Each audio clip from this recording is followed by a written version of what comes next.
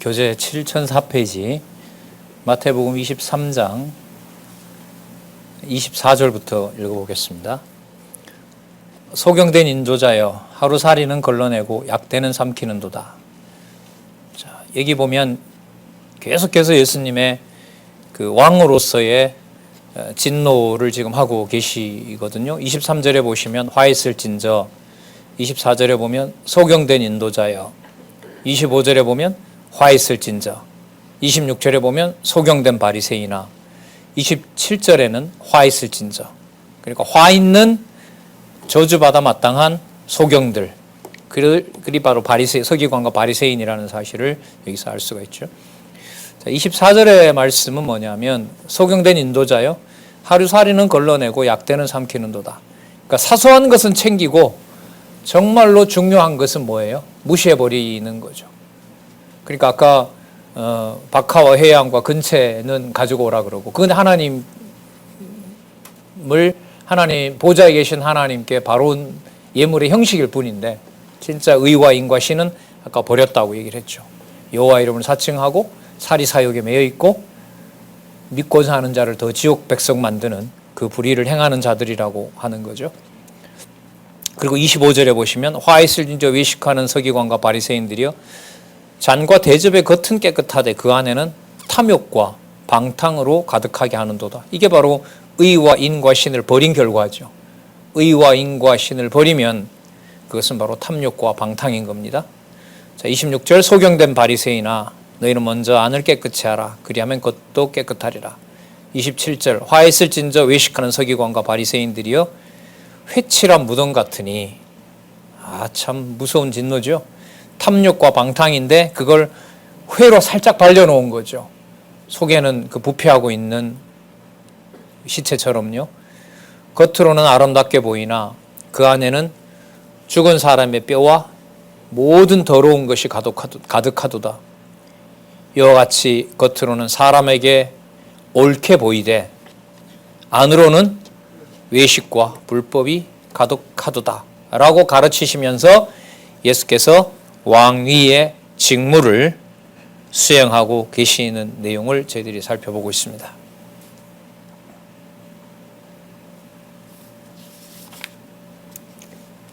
자, 여러분, 이제 우리 29절로부터 이제 볼 텐데요.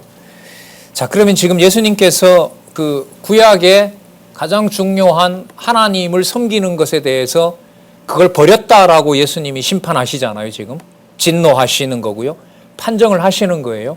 근데 지금 오늘도 시작하면서 말씀을 드렸지만은 예수 그리스도께서 오셔서 당대에 눈에 보이는 것만 지금 심판하시는 게 아닙니다. 그러니까 창조로부터 이분이 창조주일 뿐만 아니라 심판주이기시도 하나는 사실을 염두에 두고 보셔야 됩니다. 그러니까 예수님께서 2000년 전에 오셨고 앞으로 오실 거고 나중에 이제 최후 심판을 단행하시는 진짜 주체가 되시는데요. 이 그리스도께서 그 다음 내용에 가면, 자, 의와 인과 신을 버렸고 탐욕과 방탕이 가득하고 회칠한 무덤 같은 외식과 불법이라고 말씀하실 수 있는 분이므로 이분이 왕위의 직무를 지금 수행하고 계신 거예요. 과거에만 그랬던 것이 아니라 지금 계속 반복합니다만은 그게 창조부터 심판까지 본인에게 다 맡겨진 권한이에요. 지금은 안 계시니까 못 하시는 게 아닌 거예요, 이게. 근데 이게 만약에 그냥 그렇다라는 얘기로 들리잖아요. 그러면 이게 못 견디는 거예요. 야, 이 진리가 바로 서야 되는데 이게 왜 이 모양이지 하면서 막 이 속에서 이제 안달이 나는 거잖아요. 자, 그래서 이게 저는 성경에 그 다음 내용에 뭐가 나오는지가 너무 궁금한 거예요. 그럼 또 한번 볼게요. 틀림없이 나온다면 큰 틀에서는 왕위, 만약에 넘어간다면 이제 제사장권으로 넘어가실 거란 말이에요. 자, 그럼 한번 보겠습니다. 29절부터 또 화 있을진저라고 하네요. 화 있을진저 외식하는 서기관과 바리새인들이여 너희는 선지자들의 무덤을 쌓고 의인들의 비석을 꾸미며 가로되. 자, 여러분, 아까 이미 뭐라고 판정을 해버렸어요? 회칠한 무덤이라고 판정했죠. 그러니까 비석을 아름답게 꾸민다고 해서 그게 뭐 하는 짓인 거예요? 회칠한 무덤이 하는 짓인 거예요. 속에는 뭐가 가득하고 탐욕과 방탕과 외식과 불법이 가득한데 그걸 나는 하나님 잘 섬긴다고 뭐 하는 거예요? 성전 관리한다고 남을 속이는 거예요. 저도 진리 좋아한다고 하면서 얼마든지 여러분 속이잖아요. 이 영상이 얼마나 보는지는 모르겠습니다만은, 야, 저 사람 진짜 진리 잘 전파하려고 애쓰네. 여러분, 그 속임수로 만드는 건 별 수 있겠어요? 예수님 얘기를 한번 볼게요. 너희는 선지자들의 무덤을 쌓고 의인들의 비석을 꾸미며 가로되, 반성도 해요. 만일 우리가 우리 조상들과 과거에 있었으면 이렇게 선지자들은 죽이지 않지. 그럼 예수님이 앞에 반론하신 게 있죠. 그럼 왜 세례 요한 죽였냐 너네? 아닌 거죠. 거짓말인 거잖아요. 그죠? 그 선지자들을 잘 관리하고 그들의 말을 들었다면 누굴 죽이지 말아야 돼요? 목숨 걸고라도 바리새인들과 서기관들이 헤롯이 죽이려고 할 때 뭐예요? 자기가 목숨을 대신 내놨어야죠. 그게 거짓이라는 거예요. 30절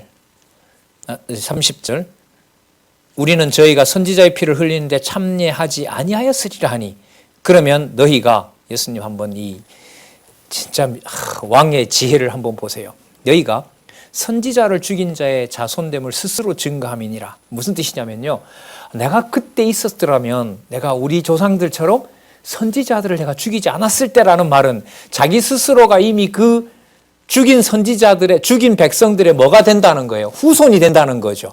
그러면서 예수님이 같이 묻고요, 그들이나 너희들이나 뭐하다? 똑같아. 그 죽인 자들이나 죽일 마음을 가지고 있고 바깥으로는 마치 누굴 잘 섬기는 것처럼, 하나님을 잘 섬긴처럼 하는 너희들이 바로 의식하는 자들이다. 부패한 시체와 같은 놈들이다.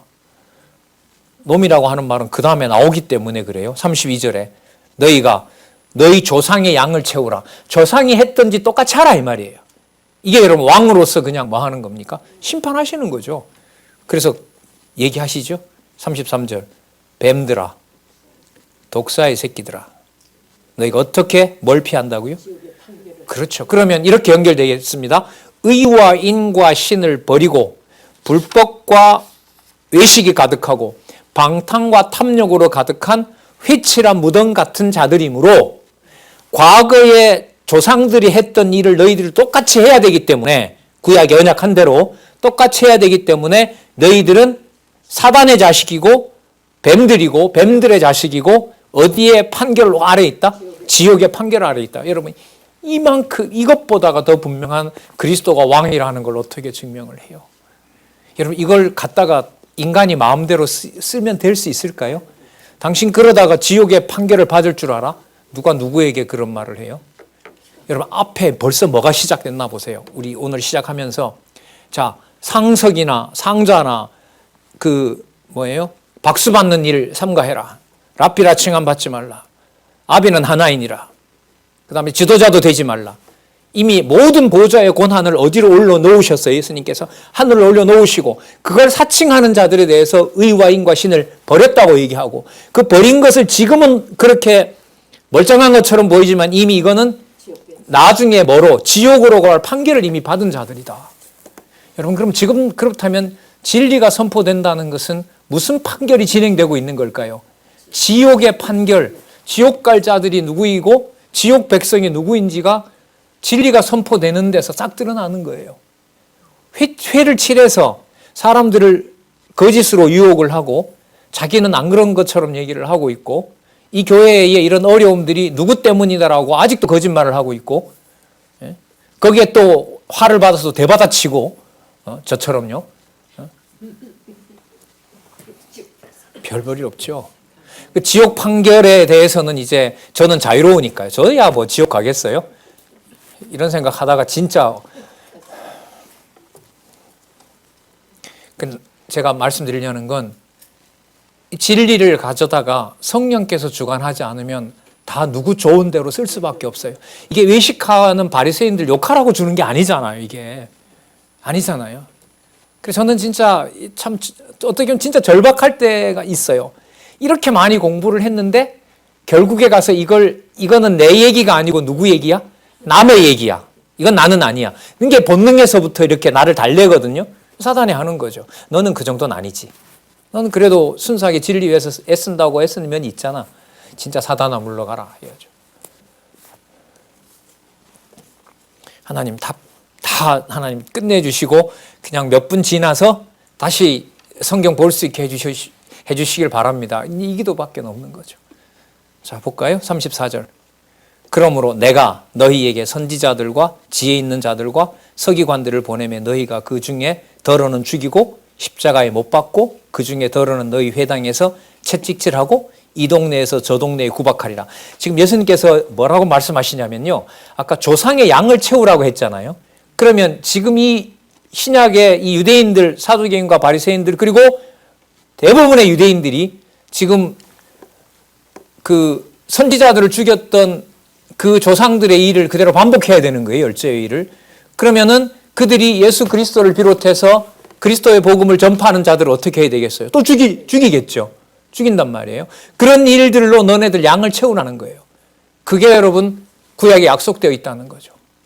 여러분 말씀은 맞는데 이게 우리에게 편한 얘기예요. 불편한 얘기예요.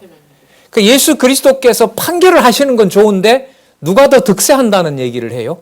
사악한 자들이, 불법과 의식하는 자들이 더 번성한다는 거잖아요.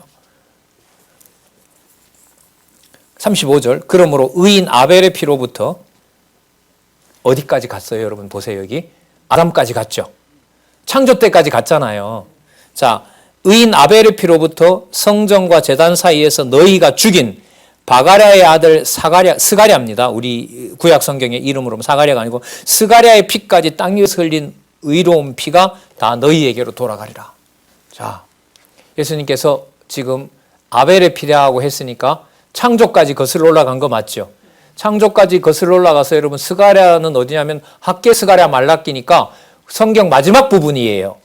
아셨어요? 그러니까 예수님이 지금 오셔서 하시는 말씀이 어디를 다 묶어요? 아벨부터 시작해서 예수님 당시까지 구약을 다 묶어서 유대인들에게 하는 말이, 서기관과 바리새인에게 하는 말이, 아벨은 물론 우리가 보면 가인이 죽였잖아요. 근데 예수님은 그걸 뭐라고 보냐면 사단의 자식들, 뱀들의 자식들이 한 걸로 보고 사단이 한 일로 보고 그 일을 바리새인들과 사두개인들이 지금 그 일을 이루는 걸로 보는 거예요. 그러면 예수님께서 아담부터 시작해서 구약 전체 세례 요한까지 포함하는 자기 이전 모든 것을 묶어서 그 모든 일들이 바로 누가 왕권을 집행하는 일이 된다는 거죠. 예수님 당신이 집행하는 일이 돼요. 자, 이 말을 할 수 있는 게 뭐냐 하면 아까 22장에서 끝나면서 예수님은 누구보다 앞서 있다 그랬어요? 다윗보다 이미 앞서 있다고 했잖아요. 그러면 아담을 보낸 것도 아벨의 피가 땅에 가인에게 돌에 맞아서 죽을 때 흘린 그 피도 그리스도가 힘이 없어서 그냥 아벨을 내버린 것이 아니라 그리스도께서 왕으로서 아벨의 피를 통하여 의인들의 역사를 만들어내시고 장차 올 왕은 누구처럼 죽는다? 아벨처럼 돌에 맞아 죽는다는 거예요. 순교한다는 거죠. 그걸 그리스도가 지금 어디를 다 묶어서 창조부터 구약 전체를 묶어서 당신이 왕이기 때문에 그렇게 왔다는 거예요. 그러면 아벨을 누가 죽여서 낮추신 거예요? 그리스도께서 이렇게 되는 거예요.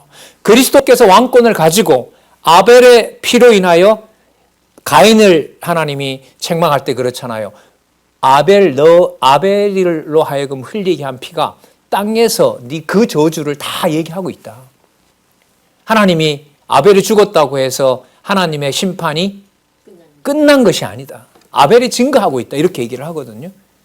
그러면 여러분 예수님 당시까지만 그래야 되겠어요? 장차 오셔서 심판하는 그날까지, 심판 날까지 묶으셔야 되겠어요? 다 묶으셔야죠. 지금까지만 왕 노릇하고 앞으로는 안 하시면 이것도 문제가 있잖아요. 그래서 제가 자꾸 그리스도의 왕직에 의한 성취를 설명을 드리면서 여호와의 언약과 성취 섭리도에서 두 번째 동그라미입니다. 실체적 언약 성취입니다. 이걸 계속 강조하는 게 바로 이유였어요. 22장 끝날 때 나 다윗보다 먼저 있었다. 자, 오늘 지금 읽는 말씀에는 아담부터 시작해서 아벨부터 시작해서 스가랴까지 피를 흘렸던 뱀들의 자식들, 독사의 새끼들이 했던 짓들을 바리새인들, 서기관들 너희들이 빨리 뭐 해라? 집행해라. 집행할 것이다. 그게 내가 힘이 없어서가 아니라 내가 누구기 때문에? 왕이기 때문에. 진노를 쏟아야 되잖아요. 뭐가 드러나야? 악이 악으로 드러나야지. 그래서 심판이라는 말을 배제하고는 진리의 역사를 서술할 수가 없습니다. 저는 제가 지금 뭐 이렇게 쓰고 있는 뭐 논문 쓰고 있다고 이렇게 부선을 떱니다마는 빨리 좀 끝내고 싶고요. 우리 한국 교회 역사와 세계 교회 역사를 이 그리스도의 왕권에 맞추어서 좀 이렇게 빨리 좀 소개를 드리고 싶은 마음이 있어요. 예. 하나님께서 어떻게 이 성경 신학을 이 대한민국에 준비해 오셨는지를 한국 교회사부터 좀 찬찬히 읽어보고 싶어요. 여러분, 객관적 진리가 없다는 세상이니까요. 맞죠? 하나님에 대한 진리를 빼고 어떻게 객관적 진리를 얘기하고 팩트를 팩트로서 얘기할 수 있겠어요? 사실을 어떻게 얘기를 해요? 예? 자, 36절. 내가 진실로 너희에게 이르노니 이것이 다 이 세대에 돌아가리라. 그래서 여러분, 그 범죄를 한 유대가 AD 70년에 뭐 하게 돼요? 창조 이후로 없었던 진노를 당하는 거예요. 제 생각에는 노아 홍수가 더 심할 것 같은데 성경은 그렇게 말하지 않아요. 말하지 않습니다. 왜냐하면 제가 이걸 좀 생각을 해봤는데요. 왜냐하면 노아 시대 때 사람들은 그냥 모르게 해서 전부 뭐 했어요? 전부 애나 애기나 뭐 남녀노소 싹 하나님 그냥 심판했잖아요. 근데 지금 이 23장 29절에서 36절까지 하는 이 진노는 어떤 성격이냐면 누구의 이름을 팔면서 누구의 욕심을 채운 뱀들의 자식들이에요. 여호와의 이름을 팔면서 그리스도를 배척하면서 자기네들이 여호와를 가장 잘 섬긴다고 하면서 가장 불의한 진짜 누구의 자식이 노릇을 한 거죠? 사단의 독사의 자식이 된 거잖아요. 그리고 사람들이 봤을 때 저 성전은 무너지지 않겠다라고 하는 건데 그게 전부 거짓 성이잖아요. 그 성 자체가 뭐인 거예요? 휘칠한 무덤인 거죠. 속에는 푹푹 썩어가는 냄새가 진동을 하는데 아름답게 포장을 해놓으니까 그게 누구 집처럼 보이는 거예요? 아름다운 성전처럼 보이는 거죠. 그러니까 이게 우리 성경신학에서 외식은 이거는 진짜 하나님께서 만약에 버려두면 그래 갈런지는 모르겠지만 이 어떤 허세를 부리거나 이걸 어떤 명령을 할 수 있는 어떤 그 집행의 어떤 도움을 받으려고 하거나 이건 진짜 무서운 거예요. 이게 가정교회에서부터 바탕이 되지 않으면 저는 불가능하다고 보고요. 그래서 서신서에 들어가면 모든 문화는 마지막에 보면 대부분요 가정교회 공고로 끝나요. 그 가정이 육으로 낳는 곳이 아니라 영적으로 보호받으면서 하나님의 자녀들이 크면서 누구의 보좌에 하나님의 보좌에 앞에서 잘 자라는 백성이 자라는 현주소가 거기이기 때문이거든요. 자, 그래서 내가 진실로 너희에게 이르노니 이것이 다 이 세대에 돌아가리라 라고 얘기를 하십니다. 자, 그러면 어떻게 돌아가는지 한번 볼게요. 37절 39절까지 예루살렘이 의인을 죽임으로 황폐하여 뭐 한다 그래요? 버려지죠. 자, 그러면 여러분 황폐하여 버려지면 성전은 끝나는 거잖아요. 그런데 예수님이 이걸 지금 실체인 성전을 세우시려고 하는 걸까요? 그것마저 다 없애려는 걸까요? 세우시려는 거죠. 그러면 이렇게 연결하시면 앞으로 24, 25장이 되게 재밌어져요. 아, 예수님께서 그 조상들의 죄를 채우면서 불법의 소굴이니까 그걸 다 이제 없애버린단 말이죠. 없애버리는 목적은 당신이 약속받아온 천국을 이 땅에 세우는 거잖아요.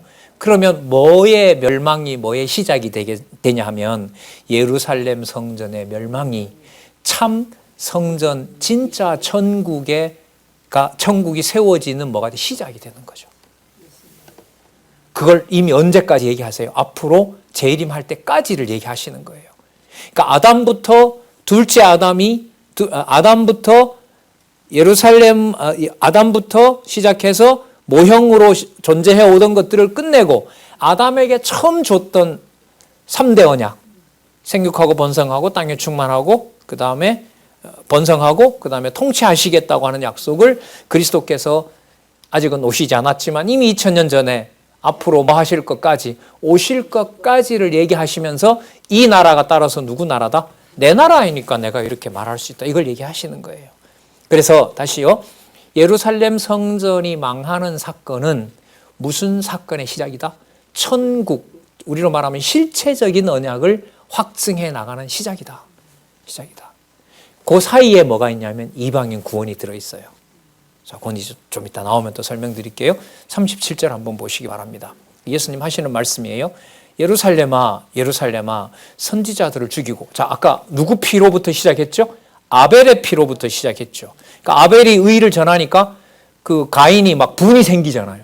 분이 생기잖아요. 그러니까 하나님이 제사 받아준 것에 대해서 같이 기뻐하는 게 아니라 시기심을 줘버리니까 데리고 갔다가 돌로 쳐 죽이잖아요. 그럼 이것도요, 진짜 성경 공부할 때 처음서부터 참 힘들더라고요. 생육하고 번성하겠다고 하시고 아담이 낳은 그 순서로 보면 처음 낳은 아들과 아들 둘이잖아요. 그 두 아들이 형이 동생을 뭐 해요? 돌로 때려 죽여요. 야, 이게 자손 번창하고 뭔 상관이지? 아, 진짜 힘든 거예요, 이게. 하나님이 다 하시는 일이, 다 하시는 건 좋은데 언약 자손이 맞아 죽었잖아요. 그러면 생육 번성에 도움이 돼요? 해가 돼요? 그러니까 이게 정리가 안 되는 거예요. 안 돼요. 용납도 안 되고. 나중에 뭐 에녹을 줬잖아. 그건 나중 얘기인 거고. 이게 여러분 한 부분 가지고 한 부분만으로 설명이 절대로 안 돼요. 그래서 여러분 9882페이지까지 제목이 페이지가 이어지는 이유가 우리에게 남아있는 진짜 보화를 캐고 또 캐는 바로 그 안내를 우리에게 해주고 있는 거라고 봐요. 보겠습니다. 예루살렘아 예루살렘아 선지자들을 죽이고 내게 파송한 자들을 돌로 치는 자여 암탉이 그 새끼를 날개 아래 모음같이 내가 예수님 얘기하세요. 내가 내 자녀를 모으려 한 일이 몇 번이냐. 그러나 너희가 원치 않았도다. 이거 지금 예수님 얘기시죠. 이게 예수님 얘기인 거예요. 물론 하나님께서 구약에 그렇게 하셨어요. 그런데 예수님께서 아벨의 피를 거론하면서 아벨부터 사가랴까지 그리고 앞으로 예수님께 다시 오실 때까지 그 모든 왕국은 천국은 누구 손에 있다는 걸 전제로 하고 말씀하세요. 예수님 자신에게 있다는 걸 얘기하세요. 왜? 이 얘기의 근거가 이미 뭐가 나왔다고요? 내가 누구보다 앞서 있다? 다윗보다 앞서 있으니까. 아브라함보다가도 그럼 앞서 있잖아요. 아벨 아까 얘기했으니까 아담보다가도 앞서 있겠죠. 그러면 아담을 생기를 줘서 낳는 일도 누가 한 일일까요?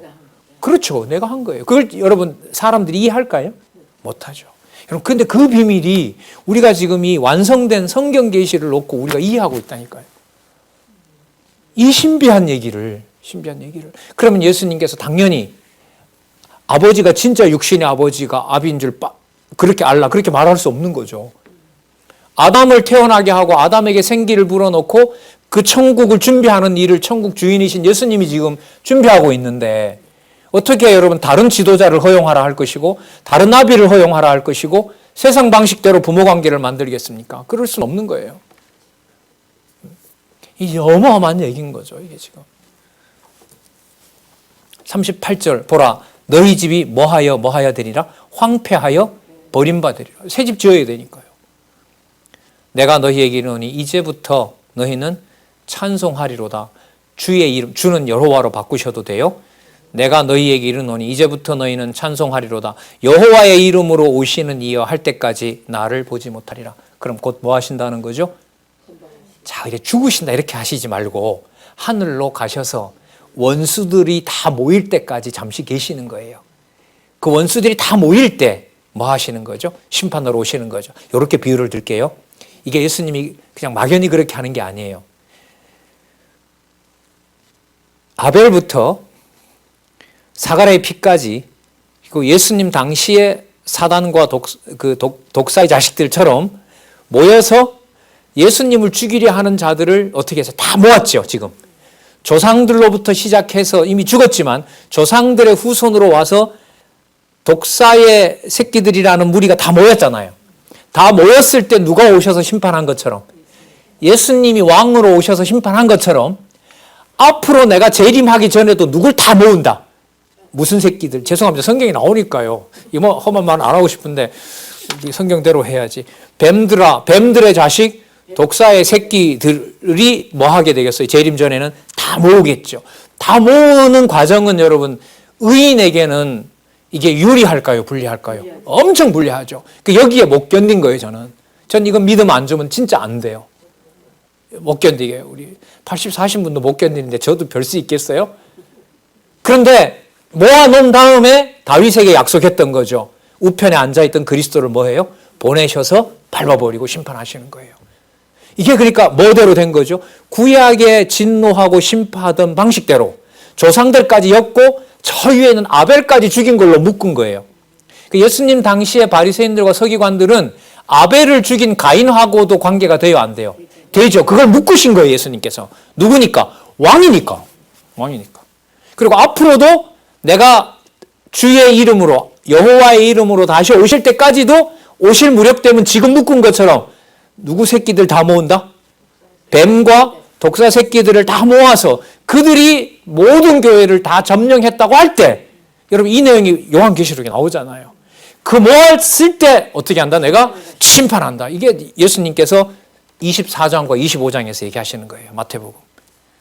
그리고 지금 제가 좀 치밀하게 이렇게 들어갔는데요. 어느 한 구절도 지금 앞으로 이제까지 나왔던 내용하고 앞으로 나올 내용하고 무관하게 동떨어지는 게 있어요, 없어요? 하나도 없어요. 이걸 찾자는 거예요. 지금 저는 이 시대라고 보는 거예요. 예. 권사님 예습을 저는 마태복음 나가는데 요한복음까지 벌써 예습 다 하시고 오셨다 그래요. 권사님이 오늘. 그런데도 읽으면 또 까먹고 한다고. 그러니까 같이 또 공부할 기회를 주시는 거죠. 지금 권사님들 주중에 목요 공부가 지금 우리 이것 때문에 못 모이시는데 모이셨으면 아마 이런 얘기를 계속들 하셨겠죠. 종일. 그럼 다음 또 모이게 되면 그동안 공부했던 거 가지고 어떤 권사님 얘기더라. 이번에 언제인지는 몰라도 시편의 연결성을 내가 이번에 한번 다 정리해야 되겠다. 뭐 그렇게 말씀하시는 분도 계시고요. 예. 지난주에는 어떤 지방에 있는 선생님께서 너무 흥분하지 말고 건강 잘 챙기고 또 차분하게 강의하라고 이 문자로 저한테 매일 먹는 그 홍삼도 그거 몇 수십 개 보내주시더라고요. 흥분하지 말. 차분하게 그 성경의 연결성에 더 충실하고 위로 올라가는 그 공부에 본인도 교사시니까 잘 알죠. 해보면 알거든요. 내가 지금 이게 단막극으로 끝나서 강의를 끝낸 건지 그 다음에 연결고리를 생각하고 했는지 본인은 알거든요. 가르쳐보면. 그래서 너무 과하다고 이런 거 저한테 안 보내셔도 된다고. 그래도 나누는 거니까 그래요. 더 분발하고 더 어쨌든 진리에 더 충실해서 성경신학의 가치를 더 보존하고 싶네요. 이렇게 어쨌든 그런 의미로 말씀을 드리게 됐습니다. 자, 주의 이름으로 오시는 이여 할 때까지 나를 보지 못하리라. 여러분, 나를 보지 못하리라가 여러분 사라지는 게 아니에요. 뭐 하는 기간을 준비하는 거예요? 뭐가 다 모이는 기간? 그렇죠. 예, 그렇죠. 악의 자식들이 다 모였을 때 이제 다윗이 기다렸던 대로 다윗에게 약속했던 대로 자 가라. 그래서 여러분 이제 요한계시록까지 이미 내용들이 딱 준비가 된 거예요. 자, 그러면 여러분 앞으로 나올 24장과 25장 내용은 지금까지 한 상황으로 봐서 아까 뱀들아 독사의 새끼들이라 이 얘기까지 나왔고 화 있을진저 진노한다는 얘기 10대 번 나왔고 그 다음에 회칠한 무덤이라고 했고 이 모든 고난을 행사하셨으니까 당대만 그런 것이 아니라 앞으로도 어디 올 때까지. 그러니까 제가 자꾸 두 번째 큰 동그라미 보셔야 됩니다. 왕직에서는. 그러니까 예수님께서 2000년 전에 오셨지만 머릿속에는 물론 바깥 그림인 영원한 차원에서도 생각을 하시죠. 그럼 하시는 말씀의 구체적인 내용은 아까 아벨 피로부터 뭐 할 때까지? 의인들이 흘릴 피까지. 교회가 흘릴 피까지. 그러면서 누가 득세하는 것처럼 보일 때까지. 악인이 득세하는 독사와 뱀들의 그 사주를 받는 그 회칠한 무덤인 사악한 자들이 더 드러날 때까지. 그러니까 자기네들이 이겼다고 막 환호할 때 그래야 뭐가 다 드러나요? 실체가 다 드러나거든요. 예. 근데 그때 보면 의인들은 뭐 하는 것처럼 보여요? 그렇죠. 다 사라진 것처럼 보이고 힘없는 것처럼 보이고 의인들이 막 이렇게 악인들이 모여서 박수 칠 때 그때 이겼다고 할 때 그때 그리스도가 오시기로 그렇게 약속이 되어 있는 거죠. 자, 그러면 언제 오십니까? 라고 궁금하죠. 그죠? 자, 그런데 예수님께서는 분명히 오신다고 하지만 그 날짜는 아버지께서 알려주지 않았다. 육신인 아들로서도 나도 모른다. 그러니까 육신의 아들로서는 육신의 몸을 입고 오셔서는 말하실 수가 없어요, 예수님은. 그러나 그분이 하나님이시기 때문에 하나님의 신성으로 보면 뭐예요? 다 알고 계세요. 그럼 이걸 어떻게 표현하시느냐? 이게 24장에 나타나는 굉장히 중요한 거예요. 자, 그날이 그럼 정해져 있겠네요, 예수님? 정해져 있지. 근데 언제예요? 그건 아버지가 허락하지 않아서 나도 몰라. 자, 그런데 여기 좀 잘 들어보세요. 모르는데 분명히 징조는 있어. 그럼 아신다는 거예요, 모르신다는 거예요? 그럼 모른다고는 할 수 없는 거죠. 그게 여러분 24장이에요. 제목 한번 볼게요. 7011에 보세요. 무엇의 징조들을 가르치신다? 심판의 징조들을 가르치세요. 모르면 가르칠 수 있어요, 없어요? 없어요. 그러나 그 날짜는 몰라요. 그래서 날짜 계산하면 이단이 되는 거예요.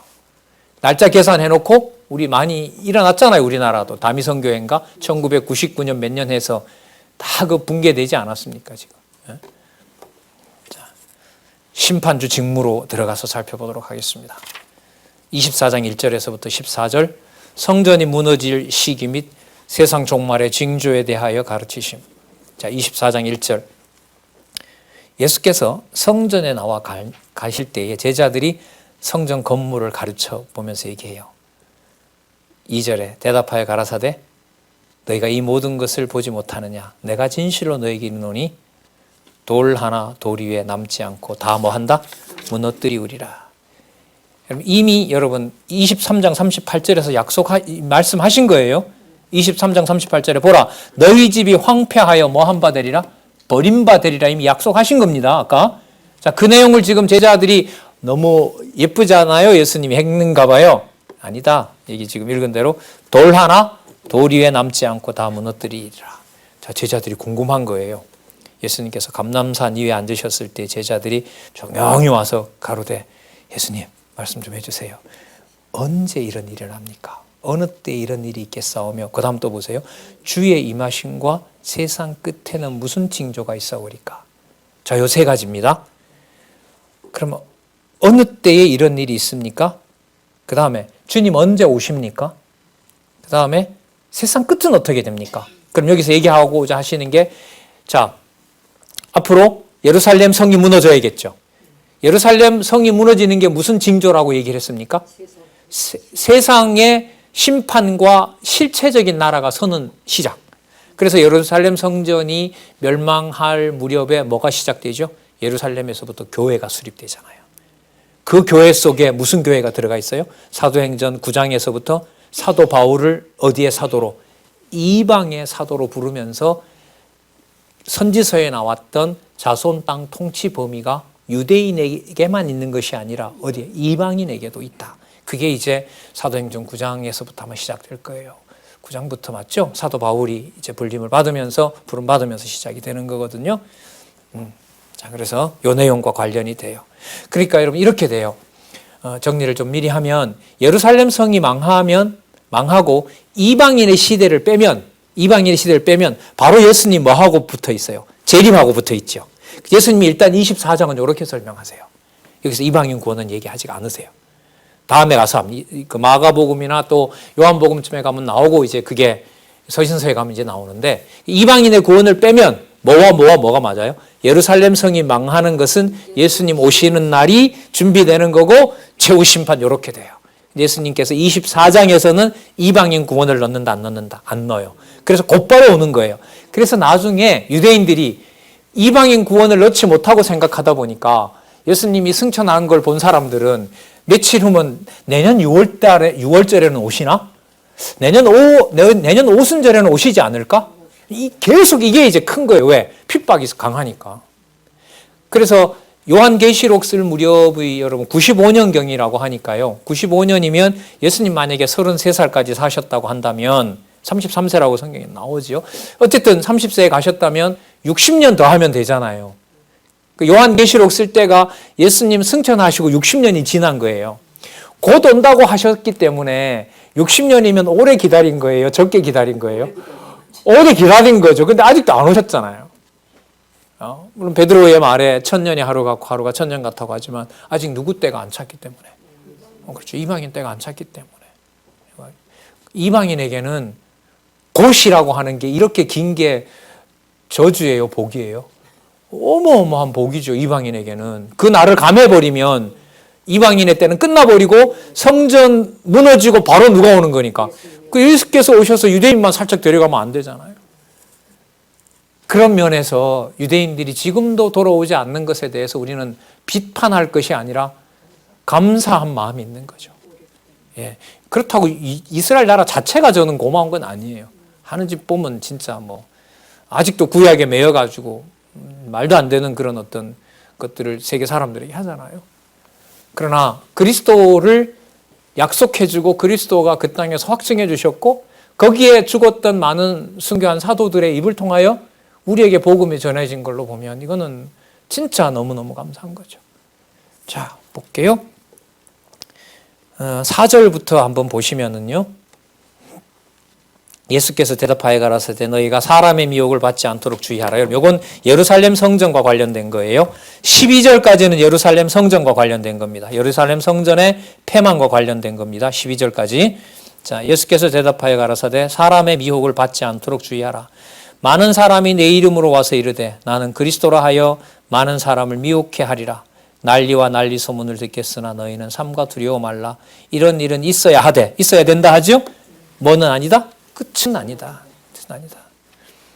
민족이 민족을 나라가 나라를 대적하여 일어나겠고 처처의 기근과 지진이 있으리니 이 모든 것이 뭐의 시작이라? 재난의 시작인 거죠. 그러니까 예루살렘 성전이 멸망하는 것은 유대인들로 보면 재난이 시작한 거예요.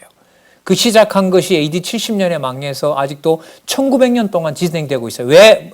어떤 과정으로 재앙인지 한번 말씀드릴게요. 간단해요. 지금도 예수를 그리스도라고 믿지 못하고 있잖아요. 이게 한 아벨부터 스가랴의 피까지 흘리고 그리스도와 하나님의 교회를 이방에게다 맡기고 헤로데에게 팔고 하면서 핍박을 가했던 유대인이 지금도 받고 있는 벌인 거예요. 쉽게 말하면. 현상적인 벌인 거죠. 왜? 누구 태가 차야 되니까. 이방인의 때가 차야 되니까. 자, 9절 한번 보세요. 그때 사람들이 너희를 환란에 넘겨주겠으며 너희를 죽이리니 너희가 내 이름을 위하여 모든 민족에게 뭘 받는다? 미움을 받게 돼 있어요. 미움을 받게 돼 있어요. 실제적으로도 이스라엘이 미움 받잖아요. 지금 몇몇 나라 빼고. 예.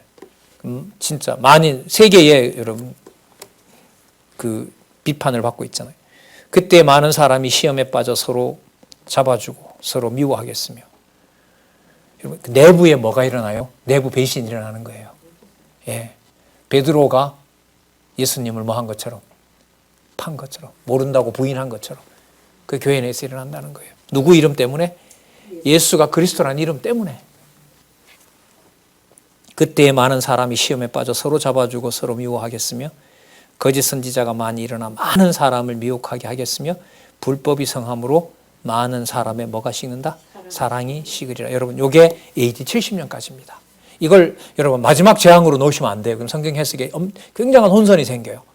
자, 그럼 제자들이 와서 언제 이런 일이 납니까? 라고 하니까 예수님께서 아까 황폐화되리라고 했잖아요. 그럼 뭐부터 설명하셔야 돼요? 예루살렘이 황폐화될 때 상황부터 설명을 하셔야죠. 그게 아까 4절부터 12절까지 나타난 거예요. 어떤 지경까지?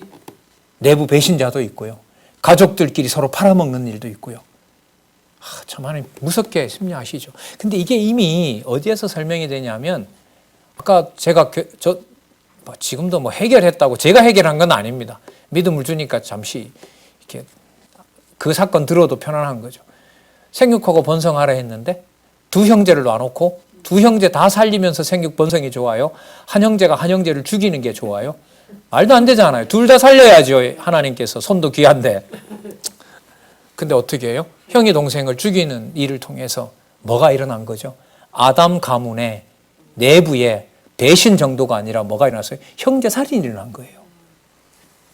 그럼 그게 그 사건만 보라고 된 게 아니잖아요. 지금 이거 보면 이 내용을 보면 누구에게 적용하시는 거죠? 유대인들에게. 그리고 택한 하나님의 교회에. 여러분 교회사 그래서 제가 좀 소개하고 싶어요. 상황을 너무 어렵게 만드니까요. 우리나라도 그랬잖아요. 여러분 북한에 공산당이 밀고 들어올 때 저 사람도 교회 다녔다. 저 사람도 교회 다녔다. 저 사람도 일본 부역했다. 그렇게 해서 여러분 남한으로 내려오고 내려와서 자기 과거 신분 숨기고 교회에 들어오게 되고 교회에서는 그걸 밝히려는 자들과 숨기려는 자들이 여러분 이념을 뒤집어 씌워서 막 논쟁을 하고 그 사이에 전쟁이 일어나고 형제가 형제를 뭐예요? 죽창으로 찔러 죽이는 일이 생기고 이거 설명 안 돼요. 이 모든 것들이 하나님 나라를 세워나가는데 하나님 살아계신 증거다? 이거 어떻게 믿어요? 보편적 상식으로.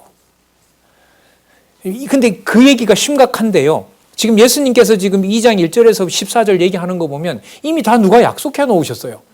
그런 정황을 예수님께서 다 약속을 해놓고 계신 거예요. 이런 게 이제 불가능한 거예요, 이게. 성경을 뭐 한다는 게, 안다는 게.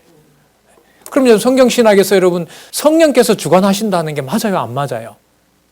지식을 내가 관리하는 게 아니라 성령께서 이 모든 진리를 깨닫게 하고 경역케 한다는 게 맞아요, 안 맞아요? 맞잖아요. 근데 이걸 반대하려고 해요. 이걸 막으려고 하고, 들어오지 못하게 하고, 전파하지 못하게 하고. 근데 이게 이미 그리스도께서 하나님의 교회에 이런 일이 벌어질 것을 다 약속해 놓고 계세요. 나중에 사도 바울도 이런 얘기하고요. 베드로도 이런 얘기하고요. 야고보도 얘기하고 많은 사도들이 이걸 몸소 겪으면서 예수님의 이 약속이 이루어지는 걸 증거하세요. 그러면 그렇게 하는 자들을 비난하고 비판하고 같이 예를 들면 싸우고 이게 아니라 분명하잖아요. 이렇게 말씀하시는 건 예수님이 우리 보고 싸우라는 거예요. 내가 관리하겠다는 얘기예요. 내가 관리하는 내가 나라의 뭐다? 내가 왕이다. 왕이다. 왕이다. 이거 가르치시려는 거예요. 이게 이런 부분이 진짜 민감해요. 이걸 결론을 이제까지 자 보세요. 악의 세력 분명히 있죠? 이분들을 우리가 쳐냅시다. 이러면 끝나는 거예요. 그 순간. 성경 신학은 그 순간 끝이 나는 거예요. 근데 여러분 이게 마음을 잘 다잡는다고 돼요? 또 아니잖아요. 그럼 성령께서가 맞죠. 예수께서가 맞고 성령께서가 맞는 거예요. 자, 그래서 12장까지는 이 70년까지, AD 70년 망할 때까지고요. 13절 볼게요. 그러나 끝까지 견디는 자는 뭐 하리라? 구원을 얻으리라. 이 경우는요. 세례 요한처럼 여러분 예루살렘 성이 멸망했는 다음에도 더 살았거든요. 예루살렘 성전이 70년에 망했어요. 세례 요한이 기록하도록 한 요한계시록은 AD 95년에 보통 기록했다는 게 정설이거든요. 보편적으로 다 거부하지 않고 받아들여요. 그러니까 예루살렘 성이 망했는데도 사도 요한 같은 경우에는 25년을 더 살면서 그 본 사건에서 그리스도가 약속하신 것이 이루어졌다는 걸 어떻게 기록으로 남기잖아요. 그 말씀이에요. 이게 13절이. 간단한 구절이지만. 여러분 제 얘기가 아니고요. 강론집에 그렇게 해설하고 있어요. 저는 그게 맞다고 보고요. 예. 자, 그러나 끝까지 견디는 자는 살아남는 자는 이런 뜻이에요. 뭘 얻으리라? 구원을 얻으리라. 여러분 그 다음에 어디로 넘어갈까요? 14절은 세상 종말로 넘어가요. 보겠습니다. 14절. 이 천국 복음이 여기 나오네요. 모든 민족에게 증거되기 위하여. 그럼 누구도 들어갈까요? 이게 예루살렘 성리 망하면서 끝까지 복음을 견디는 자와 함께 모든 민족에게도 복음이 전해지는 거구나. 그러면 모든 민족에게 증거되고 유대인에게로 돌아가는 거구나. 이렇게 생각할 수가 있죠. 우리는 그 시대를 이미 2000년 동안 보고 있고 들었고, 자, 모든 민족에게 증거되기 위하여 온 세상에 전파되리니 그제야 뭐가 온다? 끝이 오게 된다. 그러면 끝이 온다는 말은 아벨의 피부터 시작해서 끝날까지 그 모든 나라를 누가 관리한다? 내가 왕이다. 이거죠. 선명하죠. 내가 관리한다. 예, 내가 관리한다. 내 나라다. 내가 그 임무를 집행하는데 인간적으로 감당하기 어렵겠지만 내부의 배신과 외부의 환란이 적다 많다. 감당할 수 없을 만큼 많다.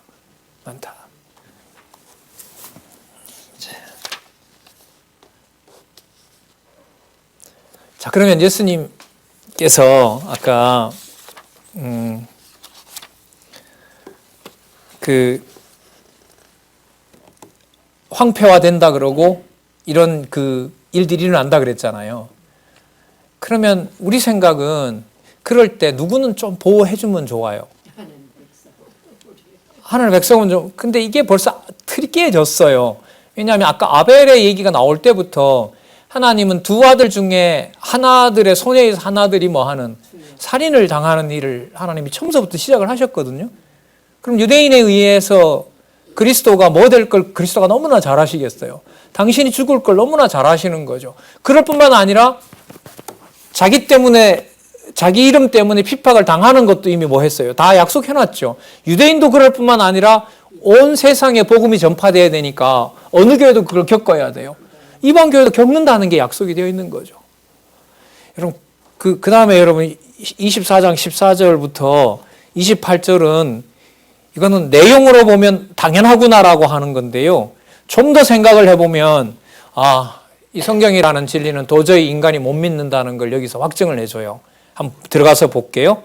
곧 있을 환란의 대처 방안과 환란의 대처 방안은 환란이 온다는 거예요? 안 온다는 얘기예요? 온다는 얘기죠. 그때 대처하는 방안까지 또 얘기하세요. 저는 뭐가 불만이냐면 대처하지 않을 상황을 만들어 주시면 되잖아요, 하나님께서. 근데 환란을 일으켜 놓고 또 뭐도 하세요? 대처할 것도 알려주세요. 우리 기준이 아니죠. 볼게요. 15절. 예루살렘 멸망하는 상황을 말씀하시는 거예요. 15절. 자, 그러므로 너희가 선지자 다니엘의 말한 바 멸망에 가정한 것이 거룩한 곳에 선 것을 보거든 읽는 자들은 깨달을진저. 여러분 여기서 설명하고 있는데 간단하게 말하면요. 예수님 오시기 160여 년 전에 헬라 군대가 들어오면서 예루살렘을 성전을 대주립간으로 만들고 완전히 더럽혀요. 안티오코스 에피파네스라는 왕이. 그런데 그 예루살렘을 공략해 들어올 때 다니엘이 얘기를 해줘요. 저 깃발이 꽂힌다. 그게 이제 뭐가 시작된다. 환란이 시작된다. 그럼 이번에는 그 군대가 헬라군은 아니지만 예수님은 다니엘에 있었던 얘기를 가지고 예루살렘 바깥에 기가 우뚝 서는 거죠. 로마 군대가 기가 쓰면 뭐가 시작이 되는 거구나. 환란이 시작되는 거구나. 그러면 거기 있던 자리에서 무조건 산으로 도망가라. 이걸 알려주세요. 야, 참 고마우신 분이죠. 이런 방법도 알려주니까. 근데 이걸 처음 접했을 때 저는 막 너무너무 이게 요동치는 거예요. 이게 생각이. 그 방법을 알려주시려면 차라리 뭘 하시면 돼요? 싹 뽑아서 딱 높은 산에다 두면 되잖아요. 자기 백성은. 그럴 능력이 없는 분도 아닌데. 근데 여러분 이런 부분들이 이해가 안 돼서요. 여기서 영화들이 많이 만들어져요. 이런 내용을 아예 빼버리는 영화가 있는가 하면은 예수님께서 많이 갈등을 하면서 당신이 인간적인 한계에 몸부림을 쳤다 이런 영화도 만들고요. 그런 것들이 이제 저 같은 사람한테는 믿어지지 않으면 설득력 있겠죠. 예수를 믿긴 믿는데 예수님도 어쩔 수 없는 뭐가 있구나. 한계가 있다 보니까 인간과 이렇게 같이 교감하는 분이구나. 그러면 인간 예수로 가는 거예요. 인간 예수로 가요. 결론은 성령께서 깨닫게 하지 않으면 진리의 말씀은 알아들을 수가 없는 거예요. 조금 더 들어가 볼게요. 우리 28절까지만 살펴보도록 할게요. 17절에 보면 그 로마 군대 깃발이 꽂히면 스톱! 하고 전부 도망가라. 17절 지붕 위에 있는 자는 집 안에 있는 물건을 가지러 내려가지 말며 밭에 있는 자는 겉옷을 가지러 뒤로 돌이키지 말지어다. 19절 그날에는 아이 뵌 자들과 젖먹이는 자들에게 화가 있으리로다. 그럼 아이 뵌 자들과 젖먹이는 자는 미리 빼주시면 안 돼요? 여러분 이걸 읽고 여러분 자유주의 신학자들이나 인본주의자들은 네 이런 신 믿냐? 이렇게 비난하는 거예요. 이게 무장이 안 돼 있으면 무너져요. 이게. 제 학교가 대학이 저희들이 그 크리스천 학교였거든요. 신학 학생들만 제가 다닐 때 200명이었어요. 제가 인문학인 철학을 했잖아요. 강의실 한 200명씩 모여 여기서 세미나를 해요. 거기 보면 이제 운동권 학생부터 시작해서 대부분 다 기독교 신자들이죠. 그러니까 각양각색의 기독교인들이 있는 거예요. 좀 보수주의 계열에 속하는 이제 저 같은 사람은 하나님의 섭리다라고 하면 야, 네 그런 신 믿냐? 아이 뵌 자들과 젖먹이는 자를 로마군에게 짓밟히는 신 믿어 너? 네 제정신이야? 야, 여러분 이 수업 시간이 난장판이 돼버리는 거예요. 수업이 끝나도 여진이 남아서요.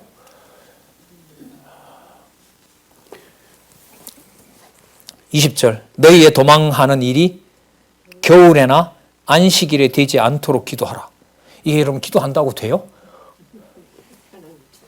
그럼 그대로 왜 하라고 하실까요? 그 날을 모면하는 것이 아니라 누가 정하신 일에 대한 하나님이 정하신 이 무서운 심판에 대한 하나님의 주권과 그리스도의 왕권만 남는 거예요. 그러니까 한번 보세요. 어찌하여 하나님이 이렇게 하면 누구 이름을 어쩔 수 없이 부를 수밖에 없어요? 하나님 이름 부를 수밖에 없잖아요. 여러분 아까 원로께서 강의하신 내용 들으셨잖아요. 그 많은 시편은 결국 다윗으로 하여금 누구 이름 안 뱉으면 뱉지 않으면 못 견디게 만들어 놓으세요. 여호와야 어디 계십니까? 이거 아니면 이 말을 뱉게 만들잖아요. 자, 이게 얼마나 큰 환란이었는지요. 21절 볼게요. 이는 그때에 큰 환란이 있겠습니다. 창세로부터 지금까지 이런 환란이 없었고 후에도 없으리라. 그날을 감하지 아니할 것이면 모든 육체가 구원을 얻지 못할 것이나 그러나 택하신 자들을 인하여 그날을 감하시리라. 여러분, 이렇게 무서운 일이 다가오는데 그날을 그날에 다 끝장낸 것이 아니라 지금은 유예하고 계신 거예요. 언제까지? 재림하실 때까지. 뭘 위하여? 다 죽이면 안 되잖아요. 아까 온 백성들이 다른 백성들도 들어야 되잖아요. 그럼 유대인들 선에서 죽어주고 그 유예되면서 누구에게 복음이 온 거예요? 그리스도의 진여가 된 거 아니에요. 이방인들이. 그러니까 이걸 여러분 한번 보세요. 막 분에 차고 머리가 아프면서도 나이가 그리스도 이름을 부를 수 있다는 게 고마운 거였는데다가 유대인들이 어리석은 것처럼 보이다가도 유대인들의 어리석음이 누구에게로 지혜를 돌려놓고 이게 진짜 만감이 교차하는 거예요. 만감이 교차하면서 누구 이름만 남아요? 여호와께서라는 이름만 남는 거예요. 23절 그때 사람들이 너희에게 말하되 보라 그리스도가 여기 있다 저기 있다 하여도 믿지 말라. 거짓 그리스도들과 거짓 선지자들이나 큰 표적과 기사를 보이어 할 수만 있으면 택하신 자들로 미혹하게 하리라. 여러분 이게 전부 AD 70년 예루살렘 멸망이고요. 지금 여기 23절부터 있죠. 23절부터는 어디 얘기냐 하면 예수님께서 나중에 재림하시는 것과 관련이 돼요. 이거 약간 주의하셔야 돼요. 자, 아까 말씀드렸죠. 이방인 구원을 빼면 예루살렘 멸망하고 뭐하고 딱 붙어요? 재림하고 붙어요. 그걸 지금 예수님 설명하시는 거예요. 그러면 예루살렘이 멸망하는 것은 곧 누가 오시는 것하고 관계돼요? 예수님 오시는 것하고 관계가 돼요. 그 사이에 뭘 넣으면 이방인 구원을 넣으면 유대인에게 돌아가야 될 구원이 아직은 유예되고 있는 거예요. 아직 이루어지지 않고 지금 기다리고 있는 거고요. 그 교체되는 시기에 여러분들과 제가 살고 있는 거고요. 자, 25절 보라 내가 너희에게 미리 말하였노라. 약속하시는 거죠. 앞으로 이루시는 거고 그러면 사람들이 너희에게 말하되 보라 그리스도가 광야에 있다 하여도 나가지 말고 보라 골방에 있다 하여도 믿지 말라. 이건 이제 나중에 재림 상황입니다. 번개가 동편에 나서 서편으로 번쩍인 같이 인자의 임함도 그러하리라. 반드시 온다는 거죠. 왜? 당신이 통치해야 되니까. 자, 그런데 분명한 증거가 있다. 그게 28절에 나와 있습니다. 뭐 있는 곳에 뭐가 있다? 죽음이 있는 곳에 독수리들이 모일지니라. 여러분 이건 뭐냐면 아까 로마군이 들어오는 깃발이 보이면 뭐가 멸망하는 징조다? 예루살렘이 멸망하는 징조다. 예루살렘 성이 멸망한다는 것은 장차 내가 악인들을 다 모아서 장차 어떻게 된다? 재림 때 와서 재판할 광경이다. 그래서 여기 죽음이 있는 곳에는 독수리들이 모인다라는 말은 예루살렘 황폐가 이제 곧 어떻게 된다? 곧 시작이 된다. 내가 하고 난 다음에. 그러면 그게 내가 없는 것이 아니라 내가 미리 말해놓는 것은 그 상황을 누가 주관하는? 내가 주관하는 내가 누구다? 왕이다. 저같이 어리석은 사람은 왜 하필 이런 방법을 쓰냐는 것이 이제 머리가 터지는 거고요. 그래서 성경신학이 좋은 이유는 이걸 성령께서 하신다라는 게 너무너무 감사하고요. 아직도 끝나고 나면 좀 어딘가 성경을 더 보고 싶은 마음 주니까 더욱 감사한 거고요. 기도하겠습니다. 하나님 아버지 감사합니다. 진리의 말씀 아래 더 거할 수 있는 시대입니다. 아니 진리의 말씀을 더욱 매진해야 되는 기회로 하나님이 주신 것으로 합니다.